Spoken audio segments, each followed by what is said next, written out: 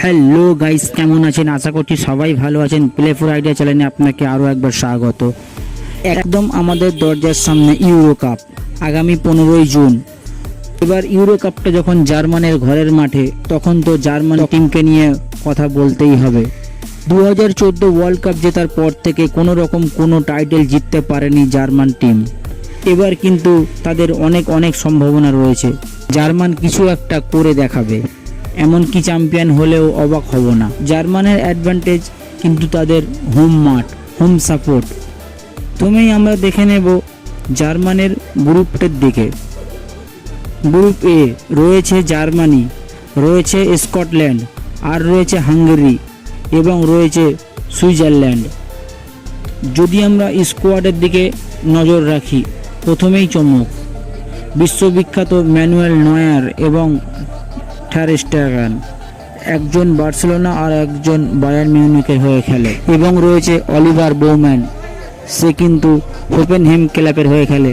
Goalkeeper মোট 3 জনকে রাখা হয়েছে।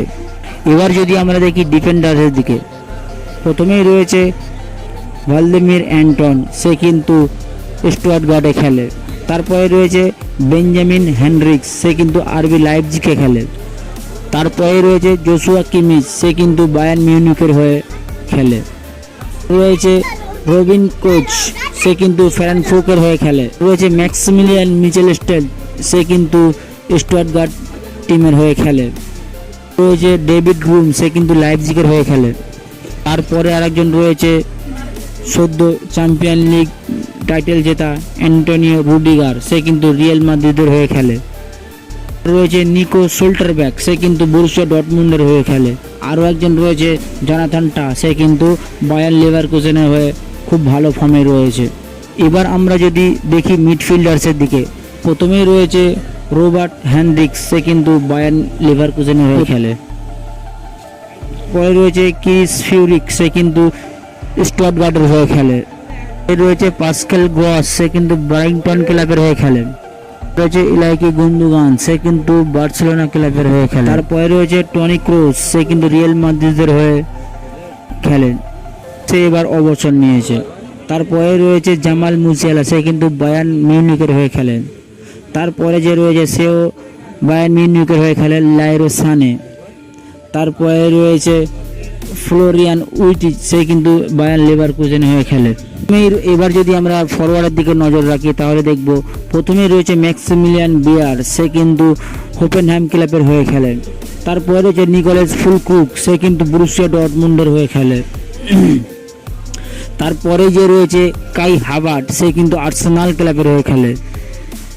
তারপরেই যে রয়েছে সে কিন্তু থমাস মুলার, সে কিন্তু বায়ার্ন মিউনিখের হয়ে খেলে। তারপরেই যে রয়েছে দানিশ উনদেব, সে কিন্তু স্টুটগার্ট ক্লাবের হয়ে খেলে। জার্মানের কোচ নাগলসম্যান এই 26 জনকে তার স্কোয়াডে সিলেক্ট করেছে।